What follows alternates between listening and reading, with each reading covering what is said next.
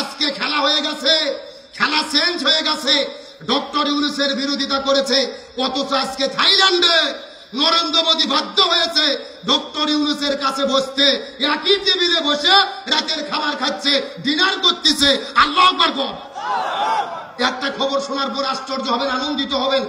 Asia মহাদেশের 7টা দেশ মিলে একটা সংগঠন আছে যার নাম হলো বিমস্টেক। ভারত, বাংলাদেশ, মায়ানমার, নেপাল, ভুটান, শ্রীলঙ্কা, থাইল্যান্ড, এই 7 দেশ মিলে একটা সংগঠন বিমস্টেক। এই সংগঠনের চেয়ারম্যান নির্বাচিত হয়েছে ডক্টর মোহাম্মদ ইউনূস। আলহামদুলিল্লাহ বলবেন না? নরেন্দ্র মোদী হা করে চাই আছে মন খারাপ করে, আর চেয়ারম্যান হয়ে গেছে ডক্টর মোহাম্মদ ইউনূস। তার মানে এশিয়ার নেতা। আলহামদুলিল্লাহ। আমরা তো আগে জানতাম ডক্টর ইউনূস মানে হলো আমেরিকার দালাল, ইউরোপের দালাল।